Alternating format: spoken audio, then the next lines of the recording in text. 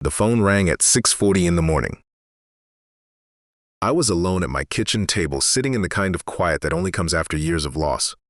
My wife's chair was across from me, empty as it had been for 3 years. My second cup of coffee had gone cold. The light coming through the window was pale and gray, the kind that makes everything feel unfinished. When my daughter-in-law's name appeared on the screen, I felt a small pull of dread in my chest. She never called me that early. Honestly, she barely called me at all unless something was needed. I answered. Her voice came through sharp and flat, without greeting, without warmth, without even the thin performance of politeness she usually managed. "The rent is overdue. Did you transfer it yet?" That was it. No hello, no concern, no acknowledgement that she was speaking to the man who owned the building she was sleeping in. Just an order, delivered with the casual expectation of someone who has never once had to earn what they want. I sat very still. The house was dark around me. My wife's chair was empty. Outside, the maples were barely beginning to show color. And in that moment, with her voice still in the air, I realized something that made my hands go quiet on the table. She didn't know I owned the penthouse. She didn't know I owned the entire building. And she had absolutely no idea that my lawyer had already posted the notice on her door the afternoon before. I picked up the coffee cup, set it back down, and felt something shift in me. Not rage, not grief. Something cleaner than either of those. Something that felt almost like relief. "Didn't I tell you?" I said. She went silent. I let that silence stretch for a long moment, long enough for the first edge of fear to enter the room on her end. "Check your door," I told her. Then I hung up. Before I go on, subscribe to the channel for more emotional stories about betrayal, family wounds, and quiet justice that arrives without warning and hits hardest when no one is prepared for it. I grew up in Pittsburgh, the second son of a man who drove a bakery truck and a woman who ironed dress shirts for doctors who lived on the hill above us. We were not poor in the way that breaks people, but we were the kind of family that understood the weight of every dollar before it was spent. By the time I was 12, I was working after school, carrying wood scraps, sweeping job sites, painting fences in the neighborhood for $2 an hour. By 17, I had moved into the trades: electrical, plumbing, framing, roofing. I learned the kind of work that leaves your back sore and your hands rough and your sleep honest. By 30, I owned my first duplex, a small building on the edge of a decent neighborhood, bought with years of savings and one bank loan I paid off in 3 years instead of 7. By the time I was 50, I owned 11 buildings outright, 2 strip centers, 4 apartment buildings, 2 duplexes, a warehouse leased to a furniture importer out of Ohio, and 1 building on Galway Avenue in the old Riverside district with a penthouse on the top floor that looked out over the steel bridge and the water below. That was where my son lived with his new wife. The part neither of them ever understood was this: I never looked like what I was. I still wore flannel shirts on most days, still drove a truck with paint on the door panel, still kept work boots by the back entrance because I visited my properties often and liked to stay useful. My wife and I had decided years ago that our son should grow up thinking we were simply comfortable, not powerful. We wanted him to build his own story. The problem was that somewhere between that intention and the reality of loving a child more than was wise, I had built the wrong kind of comfort for him, the kind that kept him from ever having to feel the cold. My son's name is Daniel. He turned 32 last August. He had a business degree I paid for, a car I paid for, a watch I paid for, suits I paid for, and a lifestyle assembled almost entirely from my generosity and his willingness to receive it without asking too many questions about where it came from. He had held 3 real jobs in his adult life. The longest one lasted 11 months before he decided the management style wasn't right for him. After that, there was always a reason. The industry was contracting. The opportunity wasn't the right fit. He was working on something. He just needed a little more time. I used to tell myself he was still finding his path. That was the story I told because the true version was harder to sit with. Every time Daniel failed, I was already there, softening the fall before he could feel it. Every time the rent was due, I covered it. Every time he said he would pay me back, I wrote the number down in a book I kept in my desk drawer and told myself it was a loan, not a gift, because calling it a loan meant I was still holding him to something. The book had a lot of numbers in it. Then Cameron came into his life, and the version of Daniel I had been slowly enabling found exactly the environment it needed to grow. She was 28 when I first met her, beautiful in a deliberate and expensive way, polished like someone who had practiced the impression she made. Her parents owned a marina in Annapolis. They were comfortable. Not struggling, but not wealthy enough to sustain the life Cameron believed was her natural setting. When Daniel brought her to dinner the first time, she shook my hand lightly and looked at my palm the way people look at something unfamiliar they would rather not touch. I had come from one of my buildings that afternoon, still in a flannel shirt and dusty boots. She looked at my hands before she looked at my face. At the table, she barely asked me a question. She studied the room instead, the other diners, the wine list, the prices on the menu. Every time I spoke, her attention drifted. On the drive home, I told my son gently, "She doesn't seem very curious about who you are." He laughed the way young men do when they think older men don't understand what beauty costs. "She's just used to a different lifestyle," he said. That word, lifestyle, he started using it constantly after that. Cameron needed a better apartment because of her lifestyle. Cameron expected certain restaurants because of her lifestyle. Cameron's friends had a standard to maintain because of their lifestyle. What no one said out loud was that I was the one paying for the lifestyle, and Cameron, looking at my work boots, had decided I was simply the mechanism by which Daniel produced the life she required. She did not understand that mechanisms can stop. 3 months before the morning of that phone call, Daniel came to my house and sat across from me at the kitchen table and asked me for $50,000 for an engagement ring. I looked at him for a long time. He was wearing the cashmere coat I had bought him for Christmas. He sat straight, relaxed, with the practiced ease of a man who has never once asked for something and been refused. He said, Cameron had seen a ring in a magazine. He said her friends had diamonds in that range. He said she would be embarrassed in front of those friends if the proposal came with anything smaller. Then he leaned forward and used the sentence that had always opened my checkbook. "Dad, I just want to make her happy." I should have asked him to define happy. I should have asked him whether a woman who required a $50,000 ring to feel loved was the kind of woman he actually wanted to build a life with. I should have put the checkbook away and told him to earn the ring himself, because a man who borrows the money to propose to a woman has not actually proposed to her. He has proposed to her on someone else's behalf. But I did not say any of that. I opened the drawer, took out the checkbook, and wrote the amount. He promised to pay me back. I added the number to the book in my desk. 2 weeks later, I asked about the wedding date. I mentioned that I wanted to clear my calendar. I said maybe I would get my suit pressed. Daniel smiled too quickly and told me they hadn't set a date yet. That was the first lie. I didn't know at the time that the wedding had already been planned.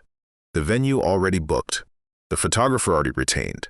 The guest list already finalized. I didn't know my name had never appeared on any version of that list, and my brother's name had never been considered for a single moment. I found out the way I found out most things in my life, by showing up to work. 6 weeks after Daniel told me there was no wedding date, the boiler in the Galway Avenue building developed a pressure issue. A tenant on the 4th floor had been complaining about inconsistent hot water for a week, and my superintendent was visiting family in Georgia. I had handled that boiler myself a dozen times over the years. I knew every pipe in that basement. I fixed the issue in about 40 minutes, cleaned my hands on a rag, and thought I might walk upstairs and say hello to my son. We hadn't spoken in a couple of weeks. I still had a master key. I still preferred the service stairs. The penthouse door was propped open when I reached the landing. Soft piano music drifted into the hallway.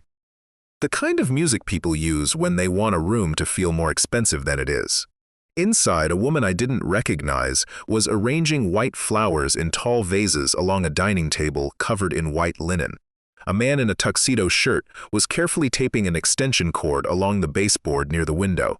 The whole apartment smelled like roses, champagne, and lemon cleaner. For a moment, I thought I had walked onto the wrong floor. Then Cameron came out of the kitchen carrying 2 champagne flutes, wearing a silk robe and a look of practiced ease.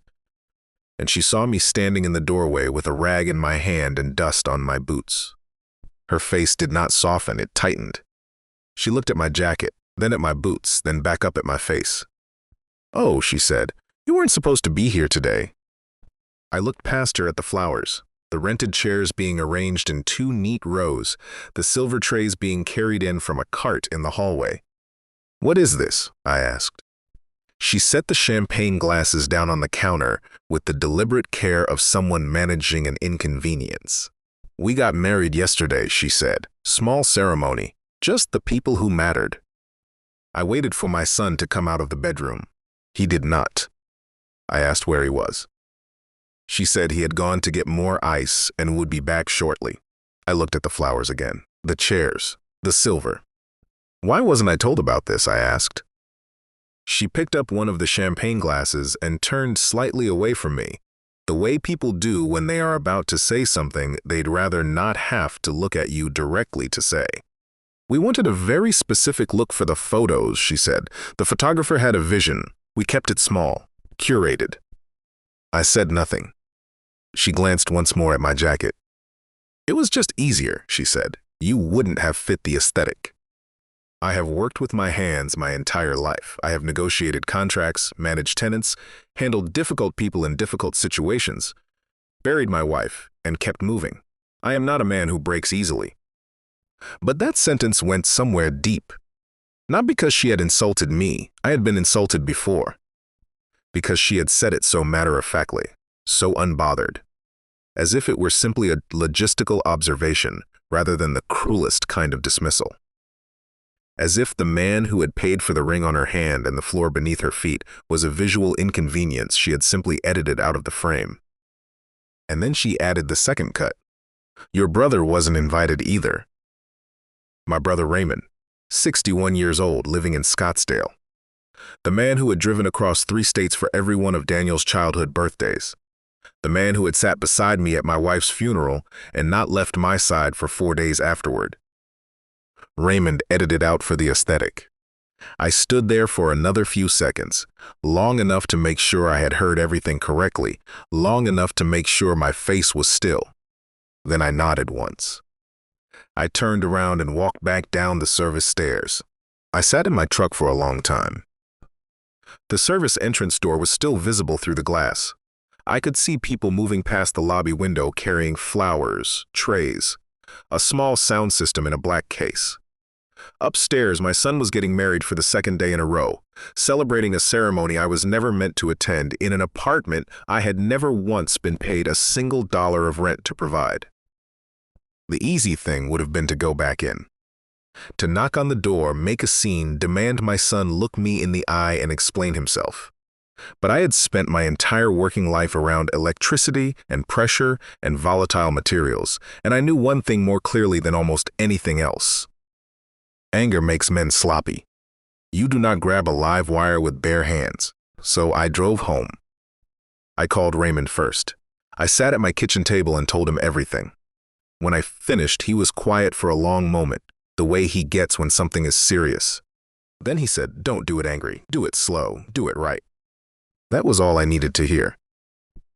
The next morning, I was in my lawyer's office before 9. Her name is Patricia, and she had handled my real estate work for nearly 20 years. Practical, sharp, not the kind of woman who wastes time on sentiment when there is a legal question on the table. I told her the complete story. Then I asked one question. What can I do, legally and properly, to end this arrangement? She looked at me for a moment, with the expression she uses when she wants to make sure the client is certain. "Are you sure?" she said. I thought about Cameron's face when she said I didn't fit the aesthetic. I thought about my brother's name never making it onto a single draft of the guest list. I thought about the book in my desk drawer with all those numbers in it that were never coming back. Start with the penthouse, I said. Here is what people never understood about that apartment. It was not a gift. Daniel's name was not on the deed. Cameron's name was not on any document connected to that building. They had a key. That was the full extent of their legal claim to the space. 2 years earlier, Daniel had come to me and asked if they could live there. He said he wanted a real home. He said he wanted to pay rent like any other tenant. He said he wanted to earn it. He said, and I remember this clearly because I remember wanting to believe it. I don't want special treatment, Dad. I want to do this right. For 2 months, he tried. Then came the first excuse. The startup was slower than expected. A client had delayed payment. Cameron had some unexpected expenses. He just needed 1 quarter to get caught up and then things would normalize. 1 quarter became 2. 2 became a year. A year became 2 years.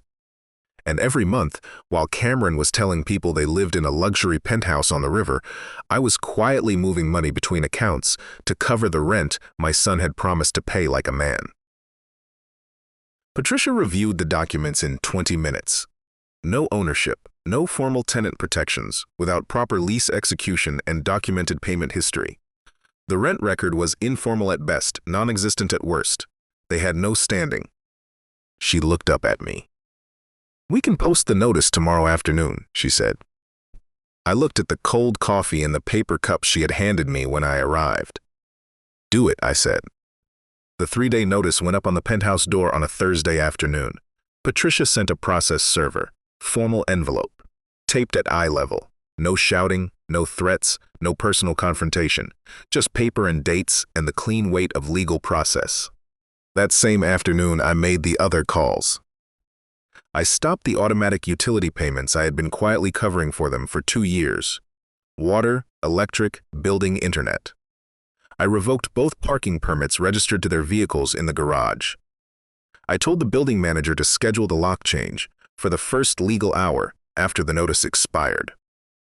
For the first time in my son's adult life, I was not arriving ahead of the consequences to soften them. I was stepping aside and letting them land. That was the morning Cameron called. She thought it was a billing error. She thought the notice had been posted by some faceless property management company that had made a clerical mistake.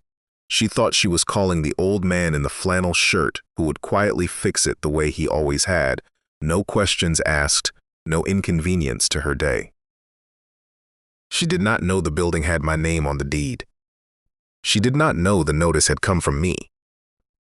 At 7:15, I was parked across the street from Galway Avenue in my truck, watching Daniel pace the sidewalk in the cashmere coat I had bought him, phone pressed to his ear.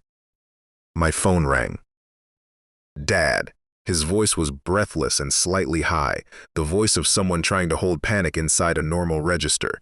There's an eviction notice on our door. I don't know what's happening. You need to call the property manager and get this sorted out. I looked up at the penthouse windows. There is no property manager, I said. Silence. I own the building, son. I bought Galway Avenue 19 years ago. You have been living in that penthouse for 2 years without paying me $1 of rent. The silence changed. It went from confusion to something heavier. He started talking fast. He mentioned stress, pressure, the wedding, Cameron's expectations, a business deal that had almost come through. All of it poured out in a rush the way excuses come when a person is terrified the script has finally run out. I waited until he ran out of breath. Then I said, "You looked me in the eye and lied to me about your own wedding. You let your wife decide I was too embarrassing for her photographs. You let her cut my brother out of your life without a word of explanation to either of us." He started to say my name. "You and Cameron have until Thursday night to be out," I said. "The locks change Friday at noon." "Dad, please." "I love you," I said, "but I am done being your wallet." I had said a lot of things to my son over the years. I had said I was proud of him at graduations he hadn't earned. I had said I believed in him when I was really just afraid of what believing in him might require of me. I had said we would figure it out together, when what I meant was that I would figure it out and hand it to him.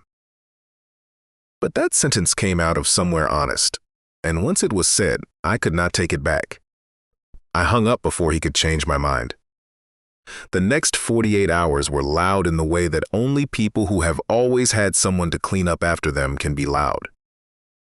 Daniel called 11 times. Cameron called 9. The voicemails moved through stages like weather. First confusion, then apology, then anger, then threats, then apology again. Cameron sent a text calling me cruel. Daniel sent one saying I was destroying his marriage. I read every message. I answered none of them. Then Cameron's mother called from Annapolis. Her name is Margaret, and the first thing I noticed was how tired she sounded. Not angry, tired and faintly embarrassed. I'm trying to understand what happened, she said, so I told her. I told her I had not been invited to the wedding. I told her I found out by walking in on the celebration the next day. I told her exactly what her daughter had said about the aesthetic. I told her about Raymond being erased without a word. Then I told her one more thing. I did not pay for that wedding, Margaret. The line went so quiet I could hear traffic through her phone. Then she said very softly, "Oh my God." That was when I learned the full shape of the lie. Cameron had told her own parents, her own family, that my side of the family was covering the venue and the catering. She had allowed her parents to believe that the wedding they had not paid for had been generously funded by Daniel's father. She had not only erased me from the photographs, she had used my name, my invisible generosity, and my silence as material to construct a fiction for 200 guests. I had paid for the ring that went on her hand. I had paid for the apartment she stood in while telling people I didn't fit. I had never once asked for credit, and she had taken that invisibility and turned it into a prop in her performance. By the end of that week, the shape of things had shifted. Her parents knew the story about my family funding the wedding was false. The friends who had admired the Penthouse were beginning to hear things. The polished, curated life Cameron had spent 2 years constructing had a crack running through the center of it, visible now to anyone who looked directly at it. I had not exposed her. I had simply stopped holding up the walls she had built around a lie, and the whole structure had begun to settle under its own weight. By Thursday afternoon, they were out. I sat in a coffee shop across the street from Galway Avenue with a cup I barely touched, watching through the rain-streaked window as the moving truck pulled up to the curb. I told myself I was there to make sure nothing that belonged to me or to my wife's memory disappeared into those boxes. That was part of it. The other part was that I needed to see it to believe it was real. 32 years of rescuing him. And it had taken a piece of paper on a door to accomplish what all those years of softness could not. Cameron came out first. Dark sunglasses, coat buttoned to the throat, one hand on her phone. She did not carry a single box.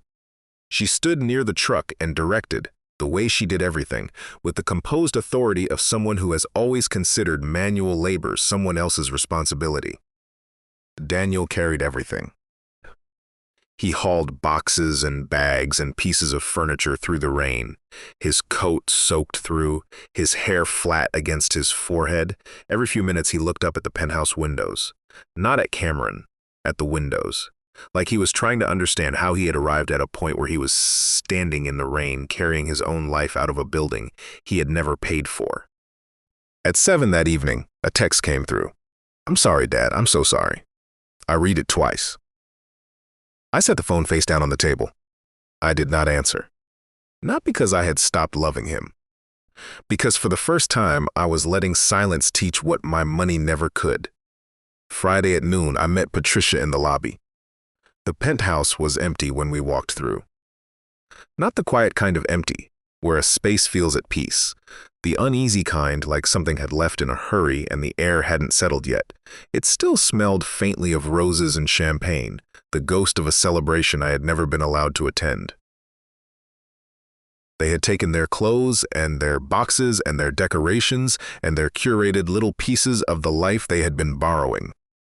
But they had left what belonged to me. My mother's dining table stood near the window, solid and old and familiar. The credenza I had built with my own hands 30 years ago was still in the hallway. exactly where I had placed it when Daniel moved in. My wife's wedding china sat untouched in the glass cabinet where Cameron had apparently liked displaying it as part of the room's look, as if it belonged to her aesthetic instead of to my marriage. On the kitchen island, there was a half-empty bottle of champagne. On the floor near the door, a single white flower crushed flat under someone's shoe on the way out. Patricia walked through with her clipboard, checking each room, making notes. When she came back to where I was standing at the window looking out at the river and the old bridge, she paused. "What do you want to do with this place now?" she asked. I looked out at the view my son had enjoyed for 2 years on my account. "I'm selling it," I said. She raised her eyebrows slightly. "The whole building?" "The whole building," I told her. "I don't want to own the place where my son learned how little I mattered." She didn't argue. After 20 years, she understood the difference between a business decision and a personal one. The building sold in 11 days. A developer out of Cleveland wanted the corner lot for a mixed-use project and paid in cash. When Patricia called to tell me the wire had cleared, I was standing in my kitchen, looking at my wife's empty chair, and I felt the number arrive like the end of something. Large enough that not so many years ago I would have imagined leaving it to my son. That version of the future had ended in a hallway that smelled of roses. I did not put the money aside for Daniel. I did not buy another building. I called Raymond in Scottsdale. He answered on the second ring, already prepared to make a joke about old men calling during the dinner hour. Before he could, I told him I had placed the full proceeds into an educational trust for his 2 grandchildren. The 2 kids who sent me birthday cards with crayon drawings inside. The 2 kids who called me Uncle Joe, even though technically I was a great uncle, which seemed like too long a title for them to bother with.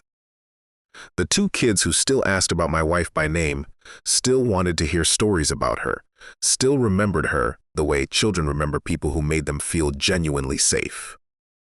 Raymond went silent for a long time. When he finally spoke, his voice was unsteady. "You don't have to do that," he said.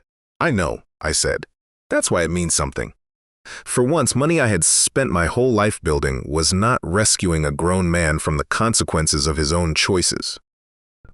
It was building something clean for children who still understood what gratitude felt like. Several weeks after Daniel and Cameron moved out, the calls started again. At first, I let them go. He sounded different in the voicemails, less rehearsed, less agitated, more tired in the way of someone who has been sleeping on a harder surface than he's used to, and has started to realize the mattress was never actually his. He said that Cameron had gone back to Annapolis to stay with her parents. He said they were taking space. That phrase sat in my chest for a while. Taking space. As if the life she had required of him had collapsed the moment the free penthouse disappeared, and she had simply relocated to the nearest available support structure. Then, in the 4th or 5th voicemail, he said something I had been waiting years to hear. I got a job. Assistant manager at a sporting goods store on the north side. Nothing that would impress Cameron's friends. Nothing that would have satisfied the version of himself he had been performing for the past decade. But it was real work. With a schedule and a manager and a paycheck earned by showing up. He also said he had started therapy. I did not call him back right away. Not to punish him, because I needed to know whether this was change or performance. The 2 can look identical at first. I needed to see if he would keep calling even when I wasn't answering, keep going to work even when no one was watching, keep sitting in that therapist chair even when it asked him to look at things he would rather not see. A month later, I agreed to meet him for coffee. A small diner halfway between us, the kind of place with laminated menus and booths that have held 1,000 difficult conversations. When he walked in, he looked thinner, older in the face. And for the first time in years, he looked like a man who had stopped performing. I let him talk first. He apologized for the wedding, for lying to my face about the date, for allowing Cameron to treat me like an embarrassment while living inside a home I had paid for. He apologized for the ring money and for the car and for every time he had called needing to be rescued, and dressed it up as an appeal to love. He had a napkin twisted in his hands, the edges soft and torn from handling. His coffee sat cooling in front of him. Mine had gone cold, too. When he was done, I said, "I love you. I forgive you." He exhaled like something had been released. Then I said, "But forgiveness is not the same as restoration." He looked up. "We are not going back to what we were," I told him. "We are going to build something new, slowly, honestly. And this time, you are going to stand on your own feet. I am not going to pay your rent. I am not going to cover your car. I am not going to fund your next emergency. The next time life hands you a problem, you are going to solve it yourself. That is the only version of this I have left to offer." He nodded. Not the quick, confident nod he used to give when he wanted to seem agreeable. A slow nod. The kind that means a person is actually processing what was just said. "I understand," he said. Then the check arrived. Before I could reach for it, he picked it up. It was only 2 cups of coffee. But I sat there looking at my son holding that check and felt something in my chest that I had not felt in years. It was not pride exactly. It was something quieter than pride. It was the first honest transaction we had shared in longer than I could easily recall. The hardest part of all of this was not losing the building. It was not missing the wedding. It was not standing in that hallway and hearing a young woman look at my hands and tell me I didn't fit her frame. The hardest part came the morning after the penthouse was emptied, when I stood in front of the mirror in my bathroom, still in the flannel shirt I had worn to the building the day before, and looked at myself long enough to stop being comfortable. I had built this. Not Cameron. Not the wedding. Not the 200 guests who had raised champagne glasses at a celebration they believed my side of the family had graciously funded. Me. Every check I wrote without requiring anything back. Every excuse I accepted because the alternative was a conversation that would confirm something I wasn't ready to know. Every time my son failed and I was already running before the damage could reach him. I called it love because love was the only word that made the behavior acceptable. But it was fear. Fear that if I said no, he would stop calling. Fear that if I let him struggle, I would be the kind of father who let his child down. Fear that my wife, watching from wherever she was, would think I had been too hard on the boy she loved. But here is what I had never let myself finish that thought long enough to reach. My wife was a strong woman. She grew up with less than I did, worked harder than almost anyone I have known, and spent 31 years building a life beside me that neither of us had been handed. She did not want her son to be comfortable. She wanted him to be capable. I had confused the two. And the cost of that confusion had been wearing a cashmere coat I bought him while lying to my face about his own wedding. The kindest thing I ever did for Daniel was also the thing that cost me the most. I stopped saving him. I let him feel the cold. And from everything I can see now, the cold is doing what 32 years of warmth could not. I sit on my porch some evenings with a cup of coffee I forget to drink, watching the light fall behind the trees, and I think about how long it took me to learn the word no. How many times I had it ready in my mouth and swallowed it because I loved him. How many times love and rescue became the same thing in my mind, when they were never the same thing at all. Love without limits is not love. It is a slow damage dressed in kindness. My son is working now. He pays his own bills. He calls me on Sundays not to ask for anything but just to talk. We are careful with each other in the way of people who are rebuilding from foundation up, making sure each piece is solid before they place the next one. It is slower than before, less comfortable. But it is honest. And for the first time in a very long time, when I hang up the phone after one of those Sunday calls, I feel something that I think my wife would recognize. Not just love. Pride. The real kind. The kind you can only feel when someone earns something. If this story stayed with you, I want to hear what you think. Would you have cut him off sooner, or would you have given him one more chance? Have you ever had to make a decision where the loving thing and the easy thing were completely different? Leave your thoughts in the comments below. And if you believe that the hardest kind of love is the kind that finally says no, subscribe to the channel for more stories about betrayal, family wounds, and the quiet justice that arrives when we finally stop standing in its way.